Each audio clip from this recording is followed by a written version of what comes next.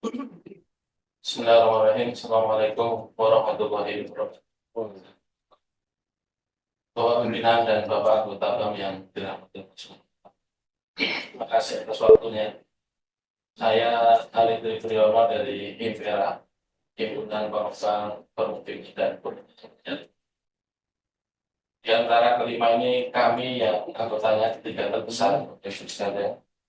Kalau rilis sekitar 6 ribuan, Pak Sungai sekitar ribuan, kami 3.000 di seluruh Indonesia, dan mayoritas memang MBR, hanya sekitar 80% MBR, sisanya baru komersil. Tapi sekalian yang disampaikan Pak Ketum Ray dan Apersi semua terjadi, dan kenapa kita ke bank memang karena ada hal yang tidak selesai dengan kami. Jadi 3 bulan pertama baru sekalian kita merasakan euforia luar biasa. Kita suka sekali langkah Pak Prabowo dan telah menjadi masukan kami bahwa sebaiknya dibentuk Kementerian Perumahan. Dan alhamdulillah terjadi. Bahkan dikasih bonus programnya 3 juta rumah. Padahal sebelumnya zaman Pak Jokowi 1 juta rumah. Ini benar-benar pokoknya kita wah excited sekali. Ini akan luar biasa, dunia perumahan akan top, akan kembali pada peak seasonnya. 1 bulan, 2 bulan pertama langkahnya lumayan bagus. Saya ingin kita adil menilai orang. Jadi langkahnya lumayan bagus. Pertama memang blunder luar biasa ketika rumah gratis itu. Ketika rumah gratis terus disampaikan, yang terjadi di pasar orang pada membatalkan pembelian. Kenapa? Betul. Dianggap 3 juta rumah itu gratis. Sehingga yang sudah tinggal akad aja nggak jadi, Pak. Saya kan miskin jadi nunggu rumah gratis. Yang mau booking jadi nggak jadi booking. Karena apa? Kan 3 juta rumah itu gratis. Jadi blunder pertama. Tapi habis itu agak bagus, Mas Ade. Jadi habis itu dipertemukan kita dengan berbagai lembaga. Ada terobosan A, terobosan B, SKP 3 menteri. Kita berharap luar biasa itu wah bagus. Kemudian dipertemukan kita keluhkan Pak, ini banyak pinjol Pak. Kalau 5 booking Pak, 4 pasti gugur Pak. Karena Pak pinjol. Dipertemukan kita dengan OJK. Langkahnya kok berubah. Terus kemudian dilalah juga didukung pemerintah, ada keberlanjutan dari pajak DTP itu, pajak ditangguhkan selama sampai Juni nanti, 0 rupiah. Itu juga bagus. Banyak yang bagus, tapi tidak di ini Mas Ade. Terakhir, kemudian mulailah. Saya nggak tahu kenapa, menurut saya titik balik kita adalah ketika kita bareng-bareng ke kepolisian. Itu atas usulan dan aduan kita ke beliau, Pak, banyak aparat ke perumahan. Neliti izin, neliti besi, neliti pondasi, neliti macam-macam. Yang nggak ada kaitan dengan tugas pokoknya kepolisian. Kecuali ada aduan, ini nggak ada aduan, kita keluhkan. Maka bijak sekali yang disampaikan Pak Kapolri. Selanjutnya setelah ini kalau nggak ada aduan, maka polisi tidak akan turun. Ini bagus. Tapi memang waktu itu kita sama-sama ingat, dia nyepil begini. Saya minta tolong juga Pak Polisi, bagi yang pengembang-pengembang tidak bagus, tolong di ini juga, biar jadi jerah mereka semua. Nah, habis itu mulailah rute-rute yang kemudian berbalik luar biasa ketika dia minta dirjen-dirjennya ke lapangan. Tidaklah ke lapangan, banyak awalnya yang bagus-bagus. Bagus-bagus, kemudian ketemu yang tidak bagus. Salah satunya yang di Bekasi. Ada perumahan yang mungkin karena salurannya atau apanya ada kegenangan. Nah, kemudian menyampaikan nih banyak juga pengembang yang nakal nih begini, nggak tanggung jawab dan seterusnya. Dan setelah itu sampai hari ini Mas, senantiasa yang dilakukan adalah bagaimana terus-menerus memojokkan kita. Bukan kita pengen ngomong tidak ada pengembang yang salah, tidak. Tapi dari 100%, saya yakin nggak nyampe 10% yang jelas. Mungkin nggak nyampe 5%. Mungkin di bawah 5% itu. Karena gini, mestinya juga ada keadilan. Kalau enggak, disurvei saja dari seluruh MBR yang dibangun sekarang dan di atas 1 juta atau 2 juta ini, sama-sama seluruhnya ditanyai. Apakah mereka merasa senang, puas, apa kecewa? Saya yakin semuanya, mayoritasnya akan merasa senang. Kita terlalu sering, Mas Adian dan Bapak sekalian, menyerahkan kunci pada mereka dan mereka menangis. Sudah bertahun-tahun di Jakarta kontrak, kemudian dapat rumah. Harusnya bayar dulu 600.000 per bulan. 600.000 waktu itu bisa dipakai buat bayar angsuran dan sekarang 1 juta. Sekarang kontrak di Jakarta juga 1 juta. Jadi ini dahulu langkah pemerintah itu kan sudah benar dan hari ini yang dipermasalahkan cuma mungkin sedikit dari kesalahan pengembang kita. Yang sebenarnya kalau menurut pandangan kami, pemerintah itu kan mestinya memberikan kan programnya aja 3 kali lipat. Yang lalu aja belum tentu tercapai semua 1 juta ini. Kalau 3 kali lipat yang diperlukan berarti semuanya didorong untuk 3 kali lipat. Semuanya disemangati, dikasih jalan yang lebih lapang. Yang belum ada diadakan, regulasi yang memberatkan dibuat lebih mudah. Tapi ini malah dibuat seakan-akan kami semua bermasalah. Gini Mas, kami kenapa sampai ke sini? Sampai kita juga bikin surat ke Presiden.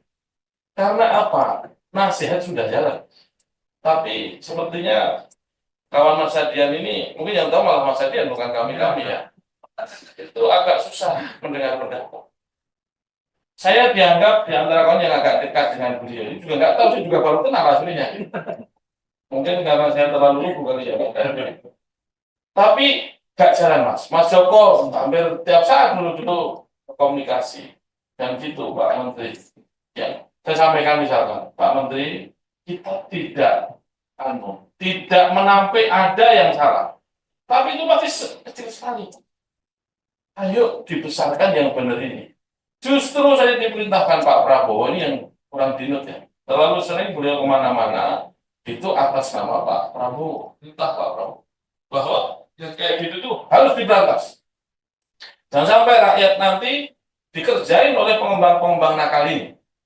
Biar nanti kalau ini, Bang, itu sedikit sekali. Justru gara-gara sedikit ini diberantas saja. Sehingga nanti tinggal rakyat ini ketemu dengan pengembang-pengembang yang baik. Ini bahasa ini sesungguhnya tidak salah. Tapi ketika itu terus dimediakan, dalam benak masyarakat, oh ini yang salah lebih banyak daripada yang kemudian yang baik. Saya pengen potret kemudian di lapangan, Pak Adian dan Bapak Gusana. Hari ini lesu. Orang jarang yang kemudian antusias dengan program 3 juta ini. Mungkin masyarakat juga mulai bertanya-tanya, ini jadi benar apa enggak sih? Itu yang tadi sampaikan saudara kita dari Apersi. Hari-hari ini makin nggak jelas ini. Sekarang kita sering dengar bahwa 1 juta di kota, 2 juta di desa dan pesisir. Sekarang mari kita tahu. Ini roadmap-nya, 1 juta di kota ini bagaimana sih? Apalagi yang desa-desa ini. Jadi ada kesalahan langkah menurut pandangan saya. Ada kesalahan langkah bagi pemangku kepentingan, apalagi pemerintah. Dia tidak skala prioritasnya salah gitu. Bagaimana dia tidak tadi sampaikan harusnya menyelesaikan hal-hal yang menjadi kebuntuan, tapi ini seakan-akan malah menakut-nakuti stakeholder-nya, Mas Adian, yang bersama Mas Adian dan Bu Ketua ini itu sudah hampir 91-92% pengembang di Indonesia. Jadi kita mayoritas dan hari 2 bulan ini kayaknya kami ini udah agak putus hubungan dengan Pak Menteri, salurannya bottleneck betul dan itu tidak jadi evaluasi. Kita dianggap ya sudah itu yang mau melawan pemerintah. Ini kan bukan bagaimana pengembang mau melawan pemerintah, kan? Tidak mungkin. Satu hal yang menjadi note kita. FLPP misalkan Pak. FLPP ini sudah bertahun-tahun, sudah belasan tahun jalan, tidak ada masalah. Dan senantiasa kurang kuota. Yang perlu dilakukan hanya tambahin kuotanya. Tidak usah diurus lagi kalau perlu, kan sudah bagus, sudah jalan. Tapi ini Bang, sampai hari ini, kan DPR sudah putusin tuh 220.000 tahun lalu. Ya, harusnya kan udah ini jalannya dulu. Sambil dipikirin nambahinnya bagaimana. Ini sampai sekarang Bang, diketok, diturunkan dananya juga. Jadi sampai hari ini kalau kita kita akad, beberapa masih bisa akad bang, itu karena kebaikannya bank-bank kita.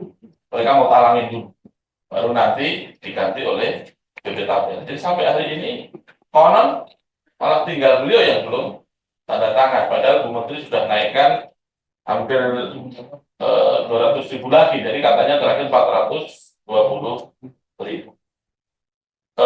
Bapak Ibu pimpinan dan anggota BAM yang dirahmati Allah Subhanahu wa taala.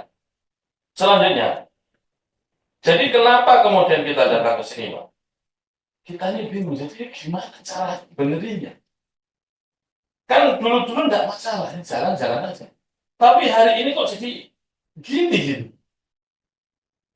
Kita dulu datang ke kementerian, Bang, selesai. Kita diajak, ayo kita ke Kementerian Keuangan minta kuota lagi. Bahkan waktu itu temukan dengan Pak Jokowi. Selesai, Pak. Kalau sekarang datang ke sana, malah lo mau ngelawan gua gitu. Sudah disuudonin dulu, sudah dianggap kita ini yang akan melawan kebijakan beliau. Sekarang kebijakannya bagaimana, kita juga bingung. Jadi roadmap-nya ini belum jelas, sudah berlangsung 5 bulan. Kalau 1 tahun mau 3 juta, sekarang kita tanya, 5 bulan hampir setengah tahun ini, berapa juta yang sudah? FLPP-nya belum jelas. Jadi saya takut nanti Pak Prabowo kecewa, Presiden kita. Karena itu kita bikin surat ke Pak Presiden. Kita juga bikin surat ke Satgas, Pak. Terus kita bikin surat ke DPR. DPR 2 ya, kalau nggak salah ke Komisi 5 dan ke Pak. Alhamdulillah hari ini kita diterima. Kita mohon arahan, Bang.